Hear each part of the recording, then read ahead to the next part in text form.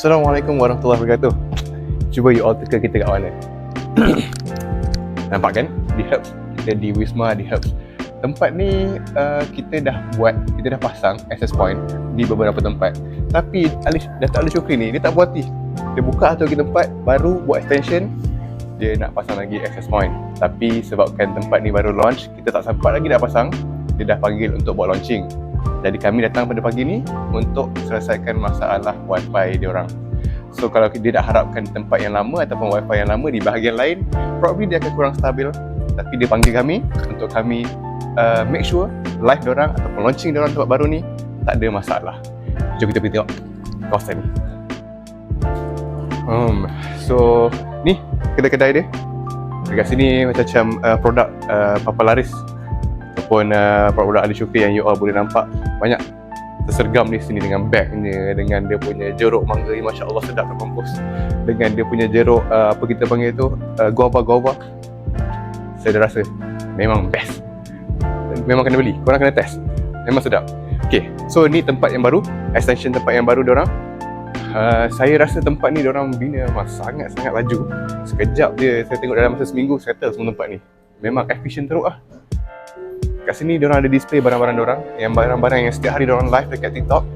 Ada dengan handbagnya, handbag diorang pun dah lah murah, berkualiti. Ni saya tak cerita sembang-sembang, saya sendiri rasa. So memang very nice. Bag dia, handbag dia very nice. Dia punya harga pun very cheap, dengan kualiti yang premiumnya. You tengok ni barang-barang yang setiap hari diorang live, diorang adalah, kalau you all pergi masuk dekat diorang punya TikTok live, memang you all akan nampak barang-barang ni yang diorang akan jual setiap hari, dari pagi sampai malam without fail. So dekat sini ada juga pakaian-pakaian diorang, sejadah diorang, ada kosmetik, macam-macam lah. See, ada jam, see, you all tengok jam diorang. Saya nak pegang pun takut, nampak very premium. Tapi saya rasa harga dia tak begitu premium juga. Tengok tu. Dia boleh dapatkan. Korang pergi je join live Ali Shukri setiap hari, Dato' Ali Shukri ataupun Datin ataupun staff-staff mereka. Memang diorang ada buat jualan setiap hari. Ni tempat baru diorang. Kamera boleh tak cuba pusing sikit tengok tempat ni? Macam-macam. Ini kira macam diorang punya showroom lah. Bags, accessories, dengan jam, handbagnya, dengan bag galas pun ada, bukan untuk perempuan saja, untuk lelaki pun ada.